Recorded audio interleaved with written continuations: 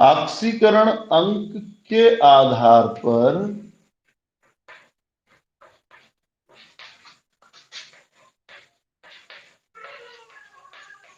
Redox अभिक्रिया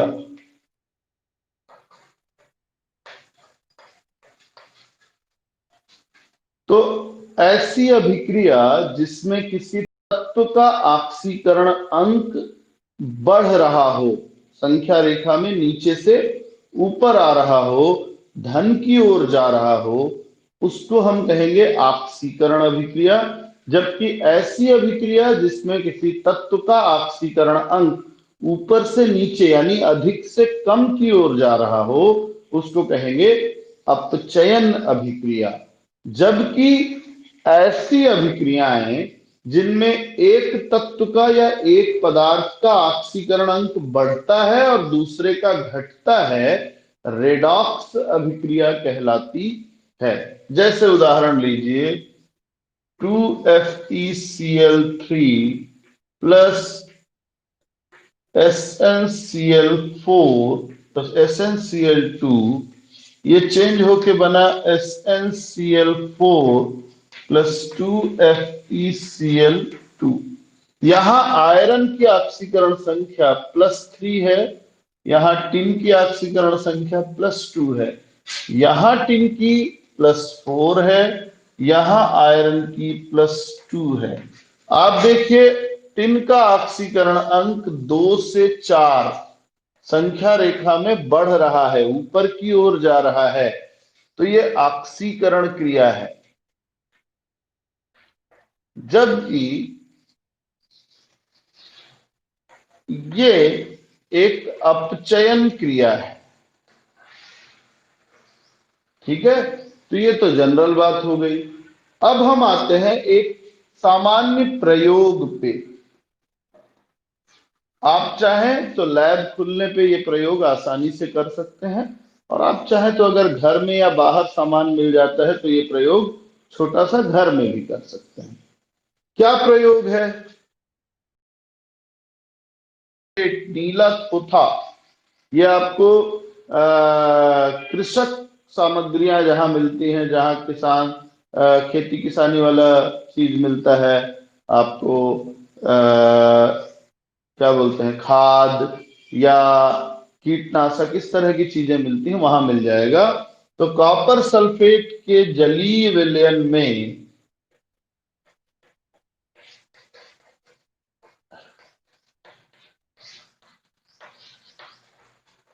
zinc धातु, zinc यानी जस्ता, यह आसानी से उपलब्ध हो जाता है।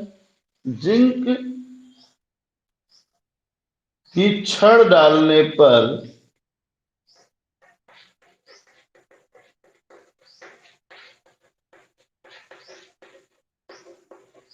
जिंक की छड़ पर कॉपर की परत चढ़ जाती है।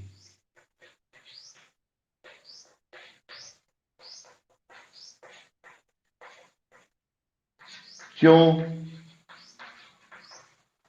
यानी इसका कहना है कि अगर एक बीकर में हमने पानी में कॉपर सल्फेट घोल दिया है जो कि नीले रंग का विलयन होता है, और जस्ते की छड़ इसके ऊपर इसमें डुबा दी, जिंक रॉड, तो कुछ समय बाद कॉपर की एक पतली परत इसके ऊपर चढ़ जाती है। ऐसा क्यों हो जाता है भाई?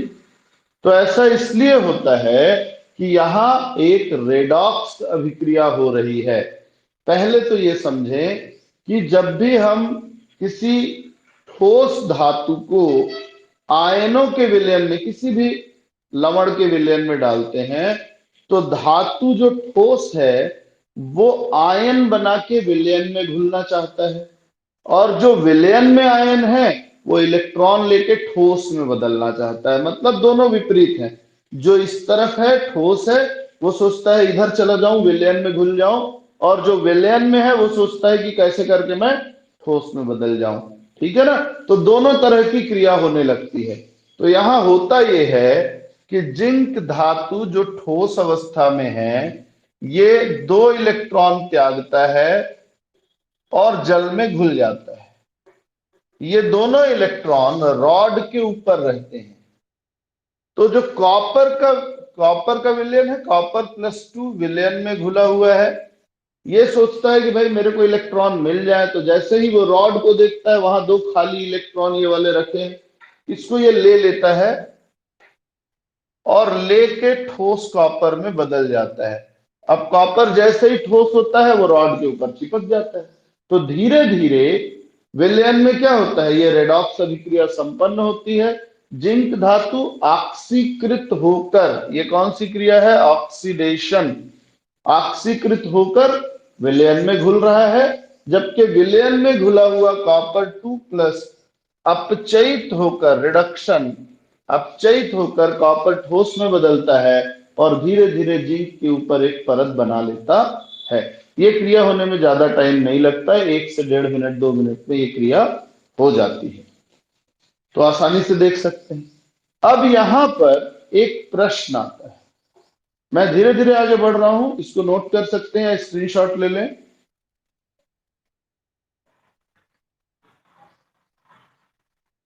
ठीक है।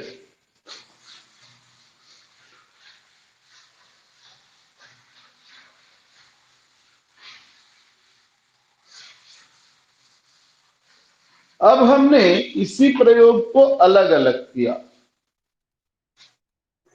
हमने एक बीकर में ले लिया जिंक सल्फेट का विलयन, जहां आपको पता है कि जिंक+2 अवस्था में है, सल्फेट भी घुला हुआ है इसमें, और इसमें जिंक की रॉड डाली, जिंक के विलयन में जिंक की रॉड।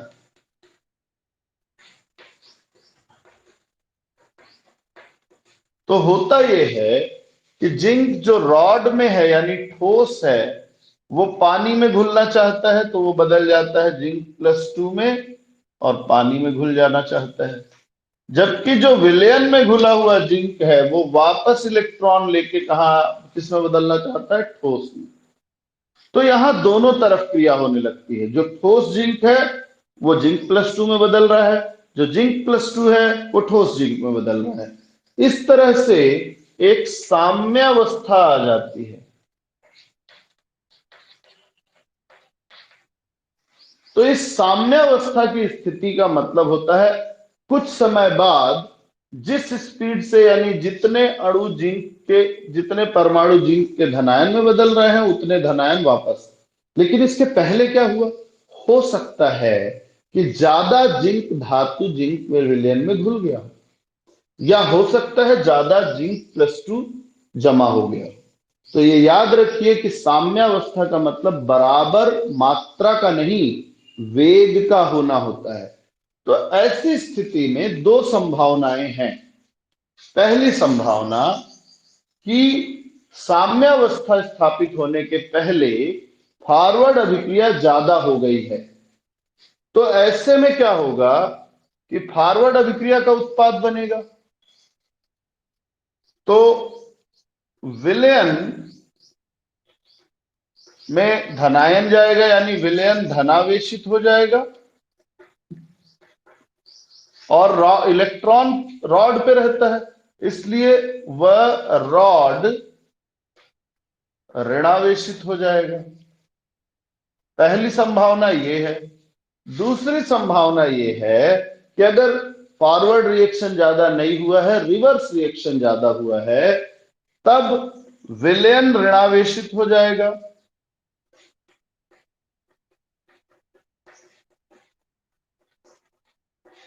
वह रॉड धनावेशित हो जाएगा।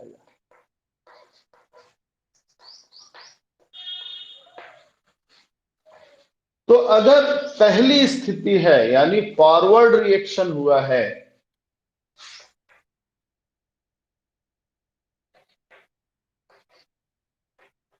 फॉरवर्ड अभिक्रिया कौन सी है, ऑक्सीकरण की है अभिक्रिया।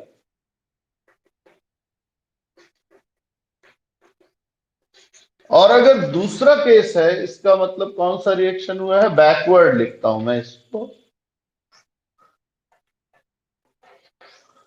और ये अभिक्रिया है अपचयन।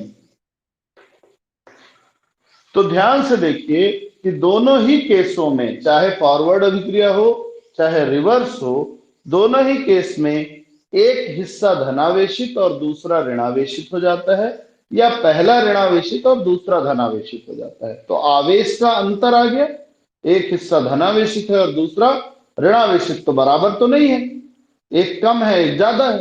तो इस आवेश के अंतर को इलेक्ट्रोड विभव के नाम से जाना जाता है। तो आवेशों का यह अंतर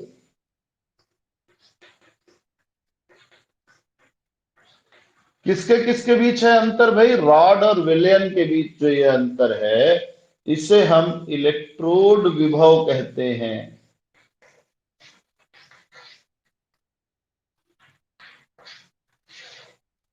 तो इलेक्ट्रोड विभव अभिक्रिया की भांति दो प्रकार के हो सकते हैं। अगर विलयन धनावेशित है, रॉड ऋणावेशित है, अर्थात फॉरवर्ड अभिक्रिया या ऑक्सीकरण होने के कारण विभव उत्पन्न हुआ है, तो इस विभव को कहेंगे ऑक्सीकरण विभव।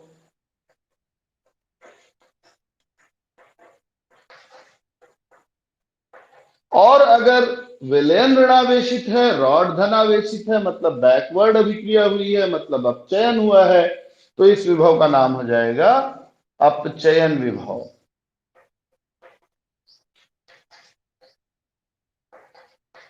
आईयूपीएसी कहता है कि किसी भी चीज को जोड़ना है या घटाना है तो दिशाओं का ज्ञान होना जरूरी है।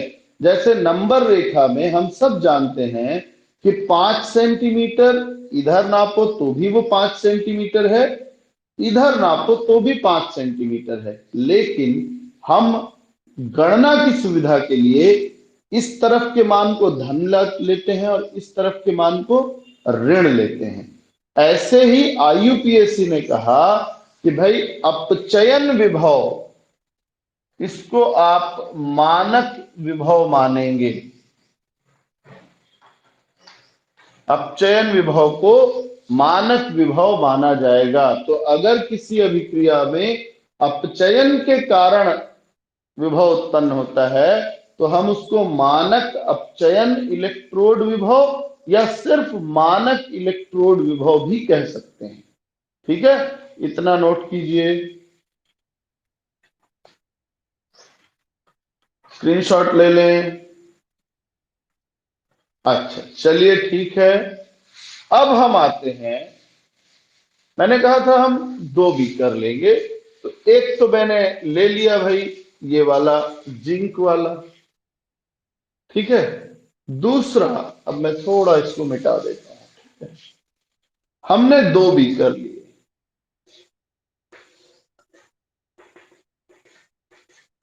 एक में जिंक सल्फेट का विलयन है तो जिंक की रॉड लगा दी है,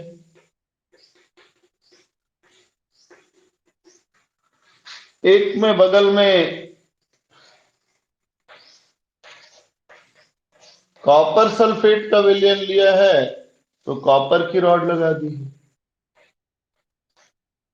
स्वाभाविक तौर पे जिंक वाले में एक साम्य अवस्था स्थापित होगी और कॉपर वाले में एक दूसरी साम्य अवस्था स्थापित होगी, अलग अलग इलेक्ट्रोड है। तो इसका मतलब यह हुआ कि अलग अलग विभव भी उत्पन्न होगा। भाई आवेश का जो अंतर जिंक की रॉड और जिंक के विलयन में होगा, कॉपर में नहीं होगा ना, क्योंकि वो अलग धातु है। तो इसलिए कॉपर में भी कुछ और मान होगा, दोनों के मान अलग अलग होंगे। इसका मतलब हम सरल शब्दों में कह सकते हैं कि किसी एक मात्रा दूसरे की तुलना में ज्यादा होगी, किसी एक में कम होगी, किसी दूसरे में ज्यादा होगी। तो जब हम इनको एक गैल्वेनोमीटर से जोड़ते हैं तो हम पाते हैं कि इलेक्ट्रॉन जिंक रॉड से कॉपर रॉड की ओर गति करने लगते हैं और विद्युत धारा जस्ट उल्टी दिशा में प्रवाहित होती है, ये पढ़ा हुआ है।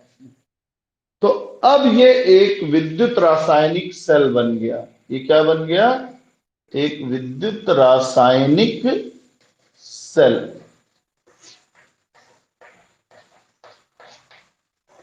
तो विद्युत रासायनिक सेल क्या है? ऐसा उपकरण जो रासायनिक अभिक्रिया की ऊर्जा को सीधे विद्युत ऊर्जा में बदल सकता है, वो कहलाएगा विद्युत रासायनिक सेल। हमने कैसे बनाया, मैंने बता दिया आपको। अब यहां कौन सी अभिक्रिया होगी, चूंकि इलेक्ट्रॉन यहां से जा रहे हैं, इसलिए जिंक सिर्फ इलेक्ट्रॉन देने का काम करेगा, यानी केवल फॉरवर्ड अभिक्रिया होगी। कॉपर इलेक्ट्रॉन ले रहा है, यानी कॉपर में सिर्फ इलेक्ट्रॉन लेने की क्रिया हो रही है। तो ये हो गया। आप देखिए, ये ऑक्सीकरण अभिक्रिया है क्योंकि इलेक्ट्रॉन दिया जा रहा है। ये रिडक्शन अभिक्रिया है क्योंकि इलेक्ट्रॉन लिया जा रहा है। जिस इलेक्ट्रोड पर इलेक्ट्रॉन दिया जाता है वो होता है एनोड, और जिस पर लिया जाता है यानी जिस पर रिडक्शन होता है वो होता है कैथोड। तो ये हो गया आपका एक कंप्लीट सेल। अब इस सेल को लिखेंगे कैसे हम, तो सेल को लिखेंगे एनोड की अभिक्रिया, यानी जिंक बदल रहा है जिंक +2 में। जो भी सांद्रता है वो C1 यहां लिखी जा सकती है, 0.1 मोल 0.2 मोल जो भी, वो यहां दिया नहीं। और ये दो लाइनें खींचते हैं। ये दो लाइनें क्या है ये बताऊंगा मैं आपको।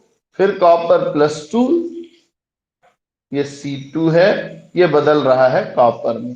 तो पहले जो होगा वो एनोड होगा और बाद में जो होगा वो कैथोड होगा। ये जो बीच की लाइन है इसको हम कहते हैं लवण सेतु। ये क्यों है भाई, ये है क्या, वास्तव में आपका सेल सिर्फ इतना आप बनाओ तो ये थोड़ी देर चल के बंद हो जाएगा।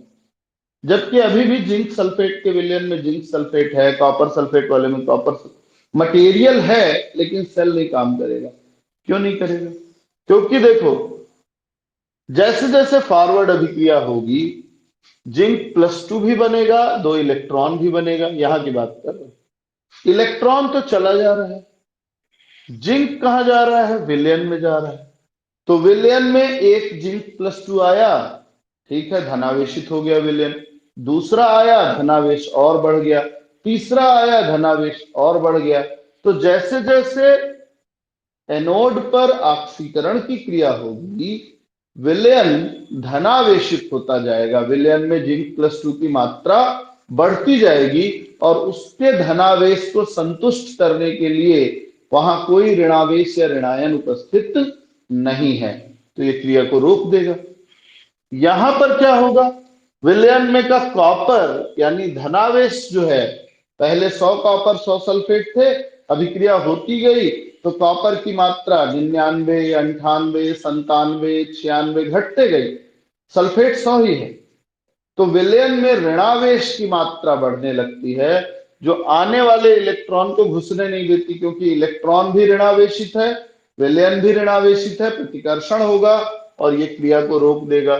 तो ऐसे में क्रिया लगातार चले, इसके लिए हम इसमें एक ऐसा जुगाड़ जोड़ते हैं जो दोनों ओर के विलयन को क्या करता है, उदासीन बना के रखता है, यानी उनके अतिरिक्त आवेशों को संतुलित करने का कार्य करता है। इस उपकरण को नाम देते हैं लवण सेतु। तो लवण सेतु एक ऐसा उपकरण है जो किसी विद्युत रासायनिक सेल के दोनों इलेक्ट्रॉनों के विलयनों की विद्युत उदासीनता को बनाकर रखता है, ताकि सेल अभिक्रिया निरंतर चलती रहे। ये हो गया आपका सेल, नोट कर लीजिए या स्क्रीनशॉट ले लें।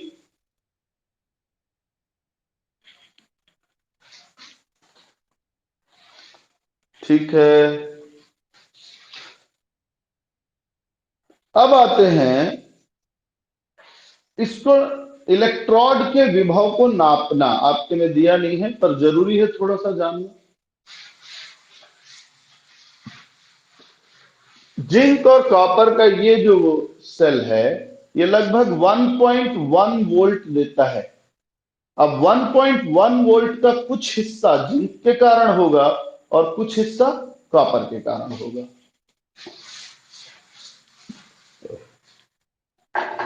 तो आइए इलेक्ट्रोड विभव का मापन करते हैं।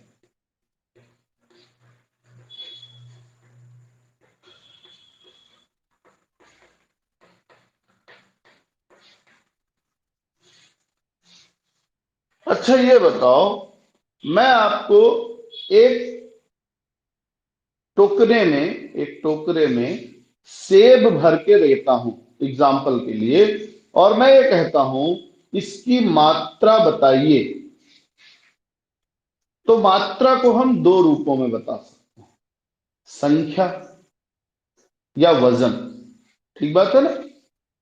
तो मैं आपको एक टोकरा सेब देता हूं, आपको कुछ मेहनत नहीं करनी है। आप क्या करोगे? सेब गिनोगे, सर 35 सेब है, खत्म। ठीक, संख्या बता दी आपने। इसका पता लगाने के लिए आपको किसी और माध्यम, किसी और साधन की आवश्यकता नहीं है। आपने सेब लिया, डायरेक्ट सेब को गिना और गिनती पूरी करके बता दी। पर मैं कह रहा हूं नहीं नहीं भाई, संख्या मत बताओ, मेरे को वजन बताओ। तो कैसे बताओ? वजन बताने के लिए आपको इसको तौलना पड़ेगा, और तराजू में जब आप इसको रखेंगे तो चाहे वो इलेक्ट्रॉनिक हो चाहे वो कुछ हो, वो एक नंबर से तुलना करता है इसकी। जैसे नॉर्मल तराजू की बात कर लें, अब नॉर्मल तराजू के एक पलड़े में आपने सेब डाल दिए पूरे, और दूसरे साइड कुछ नहीं रखोगे तो वजन पता चलेगा क्या? नहीं।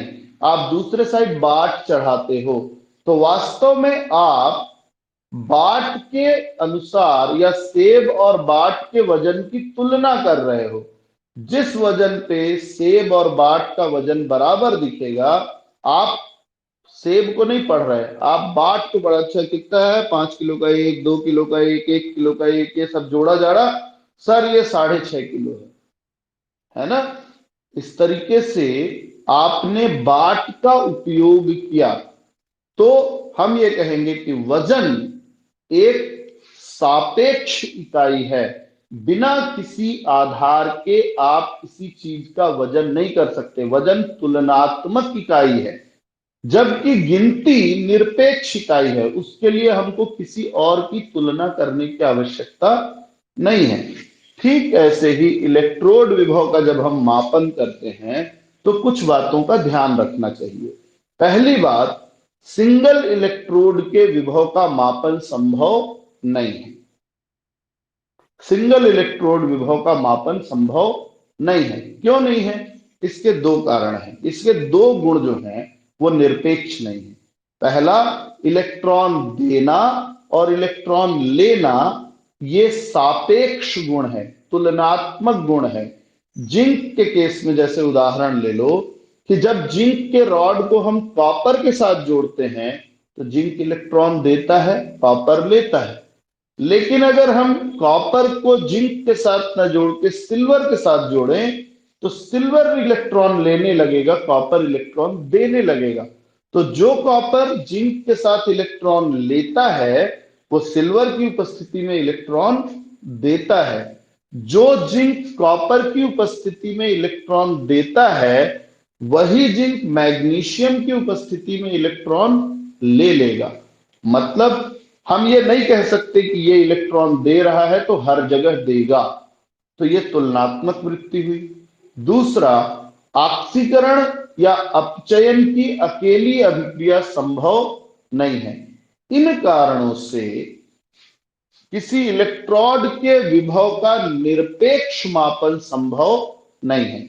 हमको किसी इलेक्ट्रोड से तुलना करनी ही पड़ेगी। तो कौन से इलेक्ट्रोड से करें? जैसे आप जो बाट से तौल रहे हो वो बाट का मानकीकरण किया जाता है। साल के एक बार आप खाद्य विभाग में लेके जाते हो, वो उसमें लाल रंग की सील लगा के बोलता है हाँ ये 1 किलो का बाट 1 ही किलो का है। पता चला आप 1 किलो का बाट को लेके आए, उसमें ड्रिल कर करके उसका 50 ग्राम 100 ग्राम कम कर दिया, अब लोगों को ठग रहे हो आप तौल तौल के। तो ऐसा नहीं। तो इसका मतलब ये है कि जब हम सापेक्ष कहते हैं मतलब हमको किसी से तुलना करनी पड़ेगी। तो किससे तुलना करें? तो हमने इसके लिए बनाया मानक हाइड्रोजन इलेक्ट्रोड। क्या है मानक हाइड्रोजन इलेक्ट्रोड?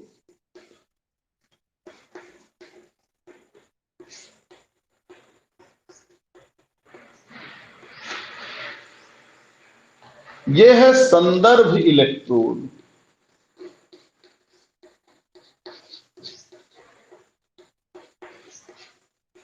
मानक हाइड्रोजन इलेक्ट्रोड प्राथमिक संदर्भ इलेक्ट्रोड है, मतलब इसके मान का निर्धारण नहीं किया गया है, इसके मान को हमने अपने आप मान लिया है, स्वेच्छा पूर्वक मान लिया है, अपनी इच्छा से कुछ भी मान रख लिया। जैसे आप क्रिकेट खेलते हैं, तो क्रिकेट जब आप अपने ग्राउंड में खेलते हैं नॉर्मली, तो आप क्या करते हैं, आप एक लाइन खींचते हैं, ये चौके की बाउंड्री है, अपनी मर्जी से खींचा ना उसको।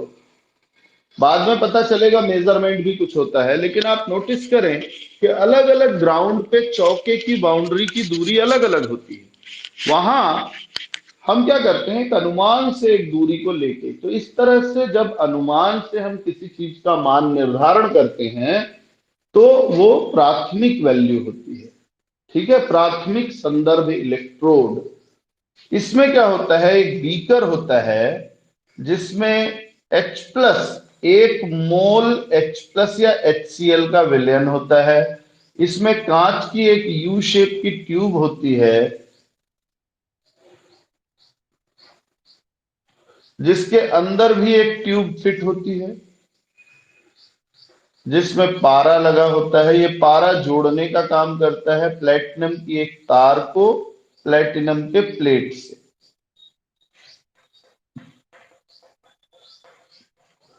ऊपर की ओर ये कॉपर से जुड़ा होता है, कॉपर की तार है जो कनेक्शन के काम में आएगा।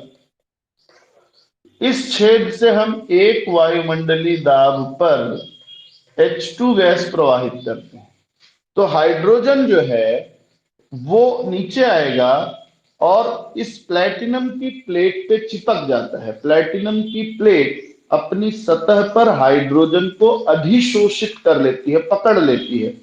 तो प्लेटिनम की प्लेट पे हाइड्रोजन चिपक गया, तो अब यहां एक साम्यावस्था आती है, H2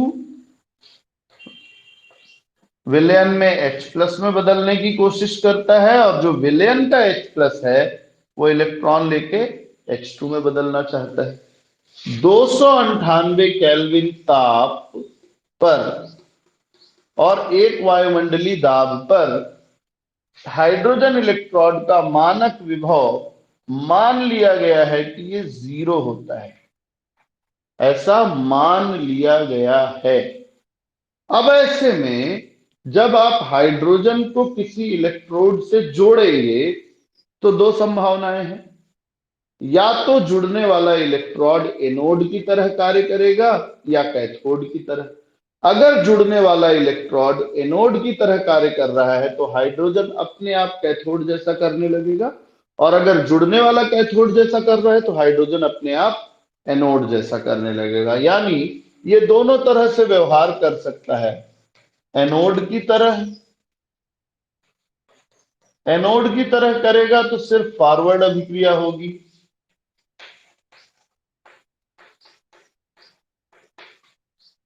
और अगर कैथोड की तरह करता है तो सिर्फ रिवर्स अभिक्रिया होगी।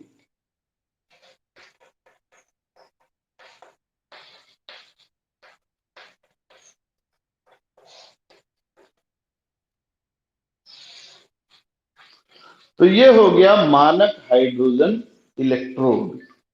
अब इस मानक हाइड्रोजन इलेक्ट्रोड की सहायता से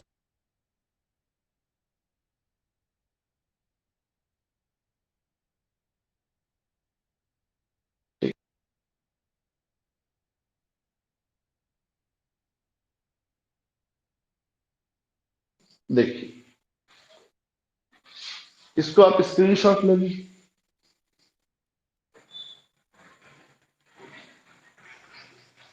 ठीक, तो अब हम नापेंगे, कैसे नापेंगे वो भी देखते हैं। अब हम क्या करेंगे, हमारा जिस इलेक्ट्रोड को नापना है वो इलेक्ट्रोड मानक अवस्था में लेंगे। मानक अवस्था का मतलब 298 केल्विन ताप, 1 मोल सांद्रता होगी, और रॉड को डुबा देंगे। ये रॉड डुबाया और इस रॉड को इस तार से एक गैल्वेनोमीटर जोड़ते हुए इससे जोड़ दिया। लवण सेतु लगा लेंगे, वो सरल बात है, उससे प्रॉब्लम नहीं। तो गैल्वेनोमीटर का कांटा मूल रूप से 0 पे रहता है। अब जैसे ही आप जोड़ोगे या तो इधर आ जाएगा कांटा या तो इधर आ जाएगा कांटा। ठीक बात है। तो ये जो पॉइंट है ये इलेक्ट्रॉन के प्रवाह की दिशा को बताता है, दिशा के विपरीत। तो ओवरऑल हम कहेंगे कि ये तीर का नोक एनोड को बताता है। किसको बताता है? एनोड। अगर इधर दिख रहा है आपको, मतलब ये एनोड है और ये क्या है? कैथोड है। और ये अगर इधर दिख रहा है तो इसका मतलब इधर वाला ये एनोड है, ये कैथोड है। तो कांटा देख के हम पता लगा सकते हैं एनोड कौन सा है और कैथोड कौन सा है। क्लियर? अब इस बेस पे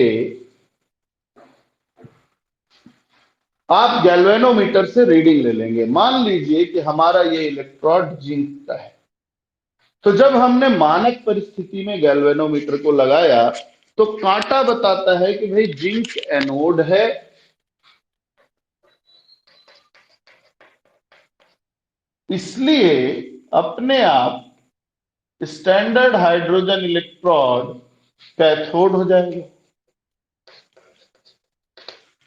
भाई अगर जिंक का इलेक्ट्रोड एनोड का काम कर रहा है तो अपने आप हाइड्रोजन वाला कैथोड हो जाएगा। तो यहां क्या होगा?